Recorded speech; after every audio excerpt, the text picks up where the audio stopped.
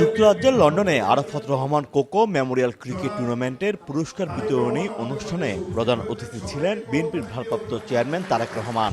অনুষ্ঠানে দেওয়া তার বক্তব্যে উঠে আসে বাংলাদেশের আসন্ন নির্বাচন প্রসঙ্গ। রাজনৈতিক সরকার গঠনের মাধ্যমে দেশের মানুষের জন্য কাজ করার আহ্বান জানান তিনি। আমরা তত্ত্বাবধায়ক সরকারের কাছে ডিমান্ড করেছি ডিসেম্বরের মধ্যে নির্বাচন।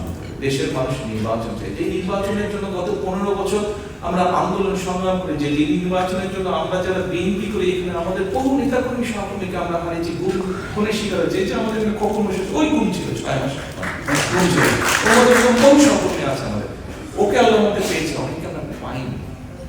কিন্তু কেন এই যে এই গুম খুন হত্যার শিকার হাজারো মানুষ গুম হয়েছে, বিএনপি হয়েছে, বিএনপির বাইরে অন্যান্য রাজনৈতিক দল হয়েছে, সাধারণ মানুষ হয়েছে, সাংবাদিকরা হয়েছে, কেন হয়েছে? সেটি হচ্ছে রাজনৈতিক অধিকার, মানুষের রাজনৈতিক অধিকার প্রতিষ্ঠার জন্য।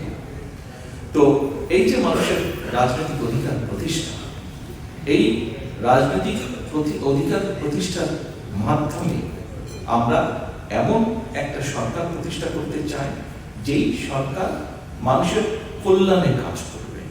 দেশ গঠনে ঐক্য, গণতন্ত্রের বিকাশ এবং উন্নয়নের বার্তা তুলে ধরেন তারেক রহমান। ডিসেম্বরের মধ্যে নির্বাচন দাবি করে সবাইকে ঐক্যবদ্ধ হওয়ারও আহ্বান জানান তিনি।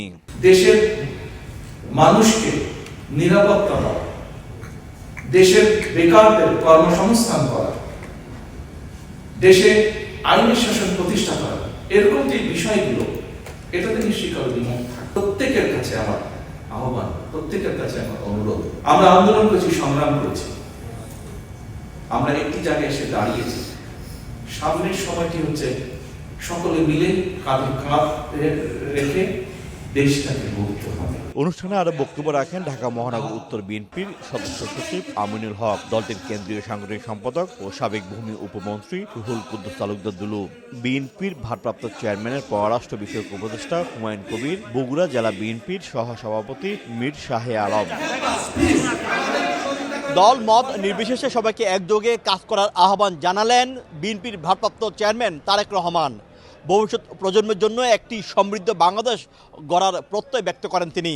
শোয়েব কবির, সময় সংবাদ, লন্ডন।